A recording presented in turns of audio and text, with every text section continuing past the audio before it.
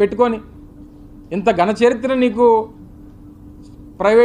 ప్రభుత్వ రంగ సంస్థలకు సంబంధించి నీకు చరిత్ర ఉంది.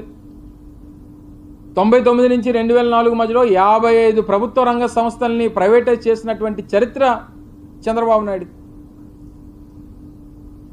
ఆల్విన్ షుగర్స్, నిజాం షుగర్స్ కానీ, ఆల్విన్ కానీ, రిపబ్లిక్ ఫోర్స్ కానీ, ఇలా రకరకాలైనటువంటి కంపెనీలు ఉన్నతమైనటువంటి స్థానాల్లో ఉన్నటువంటి ఏదైతే ప్రభుత్వ రంగ సంస్థల్ని అమ్మేసినటువంటి చరిత్ర. నువ్వేం చెప్తావు? నీకు ఏ రికార్డు ఉంది, ఏ ట్రాక్ రికార్డు ఉంది? ఇంకో పలానా ప్రభుత్వ రంగ సంస్థని కాపాడినటువంటి ట్రాక్ రికార్డు ఒకటి చూపించు. నువ్వు వచ్చి ఈరోజు స్టీల్ ప్లాంట్ గురించి నువ్వు ఏదో ముసలకన్నీరు కారిస్తే ఎవరు నమ్మడానికి సిద్ధంగా లేరు. సో ఇవన్నీ కూడా దయచేసి గమనించమని చెప్పి కోరుతా ఉన్నాం.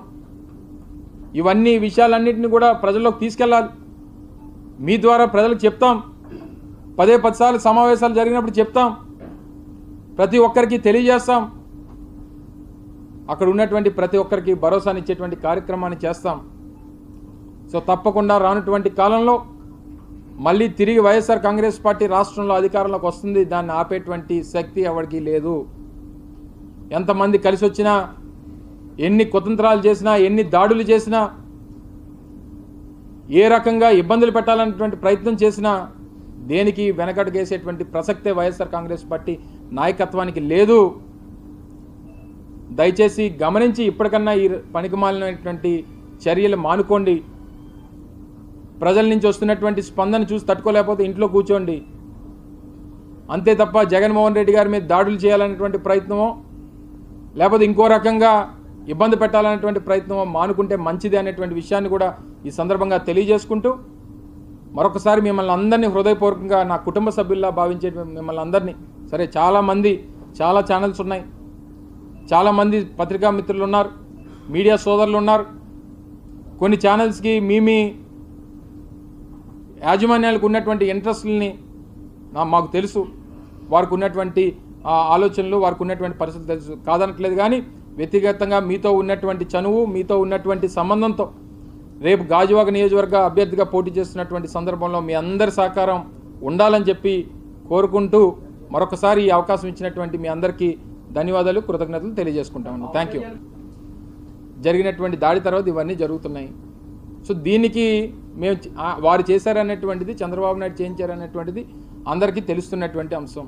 సో దాన్ని ఏ రకంగా ప్యాసిఫై చేయాలనుకున్నప్పుడు వాళ్ళ మీద వాళ్ళు రాళ్ళు వేసుకోవడమే ఉంది, మిగిలింది ఇంకేముంటుంది చెప్పు. వాళ్ళ మీద వాళ్ళు రాసుకుంటే మా మీద కూడా రాళ్ళు పడిపోతున్నాయి కాబట్టి ఎవరు చేశారో మాకు తెలియదని చెప్పుకోవడం. సో ఇవన్నీ నేను అనేది ఏంటంటే ఎవరి మీద వేసినా, అది ఎవరి మీద వేసినా నేను తీవ్రంగా ఖండిస్తూ ఉన్నా. కానీ ఒక జరిగినటువంటి ఘటన, జరిగినటువంటి దాన్ని ఖండించడం మానేసి తిరిగి నిందించడం అనేటువంటిది సమంజసం కాదనేటువంటిది మా అభిప్రాయం. చూసాం ఏ రకంగా ఖండించారని. ఒకసారి ఆ వీడియో తిప్పితే నీ ఏబిఎన్ ఆంధ్రజ్యోతిలోది ఒకసారి తీసి మళ్ళీ ఒకసారి వింటే ఏ రకంగా ఖండించారు అనేటువంటి తెలుస్తుంది. పోనీ ఆయన మాటలే కదా, నువ్వు నేను మాట్లాడింది కాదు కదా. నువ్వు నేను ఫ్రెండ్స్, కానీ నీ టీవీలో చూపించిన ఆయన మాట్లాడినటువంటి మాటలు నిజం కదా.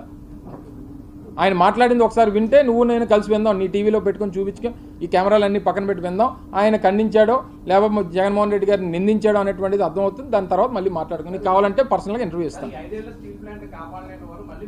మేము పోరాటం, మా స్టాండ్ చెప్తున్నా, మా స్టాండ్ మొదటి నుంచి అఖిల పక్షాలతో కూర్చున్నాం, మాట్లాడాం. ఒంటెద్ది పోకడతో భారతీయ జనతా పార్టీ ఉంది అనేటువంటి విషయాన్ని చెప్పాం. ప్రధానమంత్రి విశాఖపట్నం వచ్చినప్పుడు అదే వేదిక మీద జగన్మోహన్ రెడ్డి గారు మాట్లాడారు. ప్రైవేటీకరణకు వ్యతిరేకం, దీని నిర్ణయాన్ని వెనక్కి తీసుకోమని చెప్పారు. మరి మొన్న చిలకలూరుపేట వచ్చినప్పుడు ఎందుకు మాట్లాడలేదు చంద్రబాబు నాయుడు?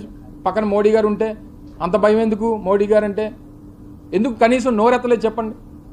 జగన్మోహన్ రెడ్డి గారు మీ అందరి సమక్షంలో ఇంజనీరింగ్ కాలేజ్ గ్రౌండ్స్లో సమావేశం అయితే 2-3 లక్షల మంది జనం ఉంటే అదే వేదిక మీద పక్కన నరేంద్ర మోడీ గారు ఉంటుండగా చెప్పారు జగన్మోహన్ రెడ్డి గారు. మరి మన చిలకలూరుపేటలో మన 17వ తారీఖున సమావేశం అయినప్పుడు ఎందుకు మాట్లాడలేదు స్టీల్ ప్లాంట్ గురించి? ఎందుకు కనీసం దీన్ని ప్రైవేటీకరణ చేయొద్దు అనేటువంటి మాట ఎందుకు మాట్లాడలేదు చెప్పండి. సో ఇవన్నీ కూడా స్టాండ్ ఇంపార్టెంట్. ఆ స్టాండ్లో మాది ఎక్కడా కూడా మార్పు ఉండదు. నిన్న అదే, ఈరోజు అదే, రేపు కూడా అదే. కానీ చంద్రబాబు నాయుడు గారి స్టాండ్లో వారు ఆ పార్టీతో పొత్తు పెట్టుకోలేదనుకోండి, మేము మాట్లాడకపోతాం. వాళ్ళ పార్టీతో, భారతీయ జనతా పార్టీ ఏదైతే ఈ ప్రైవేటీకరణ నిర్ణయం తీసుకుందో ఆ పార్టీతో పొత్తు పెట్టుకున్న తర్వాత ఈరోజు ఎందుకు దాని మీద వారిని అడగట్లేదు, వారితో మాట్లాడించట్లేదు. సో దీనికి సమాధానం చెప్పమని అడుగుతా ఉన్నా. సో దీనికి సమాధానం చెప్పిన తర్వాత మిగిలిన విషయాలు మళ్ళీ మాట్లాడుకుందాం. మేము ఫైట్ చేస్తూనే ఉంటాం. మేము మా స్టాండ్లో ఇప్పుడు ఈరోజు వరకు ఫైట్ చేస్తాం కాబట్టి 3 సంవత్సరాలు చేయలేకపోయారు. ఈ రోజు కూడా మేము ఫైట్ చేస్తున్నాం. ఆ యూనియన్లకు మద్దతు ఇస్తాం, రోడ్డు ఎక్కుతాం, కావాల్సినటువంటి సహకారాన్ని ఇస్తాం. ప్రభుత్వం యంత్రాంగం పూర్తి స్థాయిలో సహకరిస్తూ ఉంది. అధికారంలో ఉన్నటువంటి పార్టీగా సహకరించాం, అది కొనసాగిస్తూనే ఉంటాం.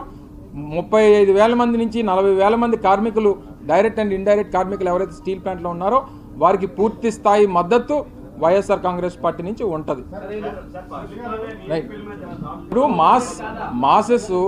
మాసు వేలాది మంది జనం వచ్చినప్పుడు, ఒక ఇన్సిడెంట్ జరిగినప్పుడు పోలీస్ వైపు నుంచి చేయాల్సినటువంటి ఎంక్వైరీసు లేదా పోలీస్ వైపు నుంచి ఉన్నటువంటి ల్యాప్సెస్ మీద జరుగుతుంది. దాంట్లోనే ఏమీ జరగదు, లేకపోతే వాటిని ఆ కోణంలో చూడట్లేదు, వాళ్ళు దాని మీద ఇది చేయలేదు అనేటువంటి దాని మీద నేను వెళ్ళట్లేదు. కానీ వారి పని వారు చేస్తారు. ఈ రకమైనటువంటి అప్రజాస్వామికమైనటువంటి పనులు దానికి ప్రోత్సహించింది ఎవరని అంటున్నా. ఏ ఒక్కడన్నా సామాన్యుడు ఎవడన్నా ఇష్టం లేకపోతే మొహం తిప్పుకొని వెళ్ళిపోతాడండి. ఒక రాజకీయ పార్టీగా నువ్వు ఎదుర్కోలేక నువ్వు ఈ రకమైనటువంటి దాడులు చేయించడం అనేటువంటిది కరెక్ట్ కాదనేటువంటిది మా అభిప్రాయం. సో మిగిలినటువంటి పొలిటికల్ ఇంటెలిజెన్స్ సంబంధించి కానీ, లేదా పోలీస్ ఇంటెలిజెన్స్ సంబంధించి కానీ, లేకపోతే ఉన్నటువంటి వ్యవస్థ సంబంధించి కానీ, ఇవన్నీ కూడా జరుగుతున్నటువంటి క్రమంలో ఎవరు చేస్తున్నారనేటువంటి దాని మీద ఇంపార్టెంట్ తప్ప, ఎవరు చేస్తున్నారనేటువంటిది ఇంపార్టెంట్ తప్ప, మిగిలినటువంటి విషయాల కోణంలో కూడా డెఫినెట్గా దర్యాప్తు జరుగుతుంది.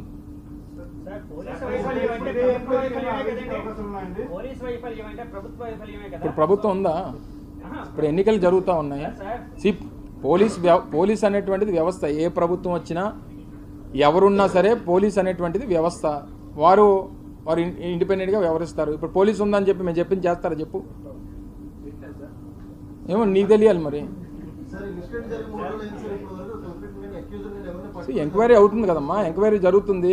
ఇప్పుడు ఎంక్వైరీ జరుగుతుంది. మేమేమి ఆ రోజు రైల్వే ఘటన జరిగినప్పుడు, తుల్లిలోని కాపులది ఇన్సిడెంట్ జరిగినప్పుడు రైలు బోగీలు తగలబెట్టడం మేమే చంద్రబాబు నాయుడు లాగా వచ్చేసి కడప నుంచి రౌడీలు వచ్చారు, పులివెందుల నుంచి తీసుకుని వచ్చి తగలబెట్టారు మేమేం చెప్పలేదే.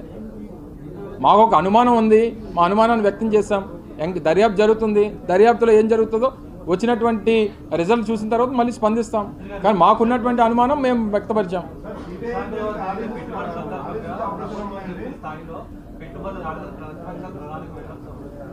పెట్టుబడులు మామూలు మీరు ఇల్లు కడతారు కదన్నా, మనం ఇల్లు కట్టుకుంటాం.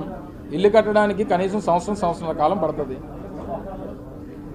పెట్టుబడులకు సంబంధించి మొదటి నుంచి చెప్పాం, మొన్న కూడా చెప్పాను నేను. గత సంవత్సరం మార్చి 3-4 తారీఖుల్లో విశాఖపట్నం వేదికగా పెట్టుబడి సదస్సు జరిగినప్పుడు వచ్చినటువంటి పెట్టుబడులు, దానికి సంబంధించి మొన్న కొన్ని రీసెంట్గా కొన్ని ఫౌండేషన్స్ కొన్ని ప్రారంభోత్సవాలు చేసినప్పుడు 19% ఇప్పటి వరకు మనం గ్రౌండింగ్ చేసాం. కొన్ని ప్రారంభోత్సవాలు, కొన్ని గ్రౌండింగ్, కొన్ని పైప్ లైన్లు, కొన్ని అప్రూవల్స్కి దగ్గరలో ఉన్నటువంటి కొన్ని ల్యాండ్ అలాట్మెంట్స్, ఇవన్నీ ప్రాసెస్ జరుగుతూ ఉన్నాయి. ఇన్ ప్రాసెస్ ఆఫ్ 5 years టైంలో ఇవన్నీ జరుగుతాయనేటువంటి చెప్పాం. సంవత్సరం అయింది. సంవత్సరంలో 18-19% రియలైజేషన్ తీసుకుని వచ్చాం. It's continuous process. ఒక సంస్థ ఏర్పాటు చేయాలంటే, ఒక 1000 కోట్ల రూపాయలు పెట్టుబడి పెట్టాలంటే కనీసం 18 నెలల నుంచి 24 నెలలు పడుతుంది. సో వెంటనే ఫలితాలు. ఇప్పుడు చంద్రబాబు నాయుడు గారు కూడా నేను మాట్లాడుతూ ఒక విషయం చెప్పారు. ఆయన ప్రీ ఇండస్ట్రియలైజేషన్ ముందుకు వెళ్ళిపోయాడు, మళ్ళీ పాతకాలపు మనిషిలాగా. పూర్వం ఏంటంటే ఇంట్లోని ప్రతి కుటుంబంలో నాకు తెలిసి ఒక 40 ఏళ్ళ క్రితం ఒక నినాదం వచ్చింది, మనం ఇద్దరం మనకిద్దరం అని. గుర్తుందా మీకు? అంటే ఫ్యామిలీ ప్లానింగ్, మనం ఇద్దరం మనకిద్దరం అని. అంటే ఎక్కువ జనాభా పెరిగే కొద్దీ అవసరాలు, పరిస్థితులు. పూర్వం ఏంటంటే ఇండస్ట్రియలైజేషన్ ముందు వ్యవసాయం మీద ఆధారపడి ఉండేది. పిల్లలు ఏంటంటే వ్యవసాయంకి వెళ్ళిపోయేవారు, నలుగురు సంపాదించుకునేవారు, కుటుంబం నడిచేది. ఇప్పుడు ఇండస్ట్రియలైజేషన్ వచ్చేసింది. ఇప్పుడు ఆయన ఇచ్చేటువంటి ఏదో పథకం చెప్పాడు నిన్న గాజువాకలో, నాకు పేరు సరిగ్గా తెలియదు. కానీ నువ్వు ఎంతమంది పుడితే అంతమందికి డబ్బు ఇచ్చేస్తానంటుంది. మీరు అదే మరి నీకు బాగా తెలుసు. ఏం పేరమ్మా? తల్లికి సిసి. నువ్వు ఎలాంటి మాటలన్నీ అడగగానే నువ్వు తల్లికి 100 అంటున్నాడు. తల్లిని ఎంతమంది పిల్లలు ఉంటే అంతమంది పిల్లల్ని కనమంటున్నాడు చంద్రబాబు నాయుడు. అంటే ప్రీ ఇండస్ట్రియలైజేషన్ అప్పట్లో ఉన్నటువంటి పూర్వకాల పరిస్థితులకి మళ్ళీ తీసుకెళ్ళిపోయేటువంటి ప్రయత్నం చేస్తున్నాడు. అంటే నువ్వు ఇచ్చేటువంటి ఈ 15,000 20,000 కోసం ఇంకే అన్ని పనులు మానేసి పిల్లలు కనుక్కొని కూర్చుంటారా తల్లిదండ్రులు? ఏ రకమైనటువంటి ఏం ఆలోచన చేస్తున్నాడండి? ఇదా ఒక విజన్ ఉన్నటువంటి నాయకుడు అని చెప్పి ఏదో పెద్ద గొప్పలు చెప్పుకుంటాడు. సో నేను మహిళలకి ఇవ్వాల్సినటువంటిది ఇవ్వాలి, అది ఇస్తున్నాం. మేము ఇవ్వాల్సినటువంటిది ఇవ్వాలి, అది ఇస్తున్నాం. కానీ పిల్లల భవిష్యత్తు, రాష్ట్ర భవిష్యత్తు మేము ఇది ఇస్తుంటేనే శ్రీలంక అయిపోతుంది అన్నాడు. మేము ఇంట్లో కుటుంబానికి ఒక తల్లికి 15,000 చెప్పిన అమ్మఒడి ఇస్తుంటేనే శ్రీలంక అయిపోతుంది అన్నాడు. మరి ఎంతమంది పిల్లలు ఉంటే అంతమందికి ఇచ్చితే ఏటైపోతుంది చెప్పండి, నాకు తెలియగలుగుతాను. అన్నీ చేస్తాడు ఆయన సృష్టించిన సంపదను చూసాం, కానీ ఆయన ఏటేటి సంపద సృష్టించాడు అన్నీ చూసాం. కానీ ఇవన్నీ ఇంకా ప్రజలు నమ్మడానికి సిద్ధంగా లేరు. ఏది ఏమైనప్పటికీ ఒక ఫ్లైవీల్ అనేటువంటిది నడుస్తుంది, ఫ్లైవీల్ కాన్సెప్ట్ అనేటువంటిది ఉంటుంది. అంటే ఏదన్నా ఒకటి మొదలుపెట్టిన తర్వాత మొదలుపెట్టిన దానికి వచ్చేటువంటి రిజల్ట్స్ అనేటువంటి దానికి టైం పడుతుంది. ఒకటి జరుగుతుంటాయి. ఈరోజు పోర్టుల నిర్మాణం మొదలుపెట్టాం, ఒక పోర్టు తయారైపోయింది, మరో పోర్టు వచ్చే సంవత్సరం రెడీ అయిపోతుంది. ఇంటర్నేషనల్ ఎయిర్పోర్ట్ వచ్చే సంవత్సరం డిసెంబర్ కల్లా రెడీ అయిపోతుంది.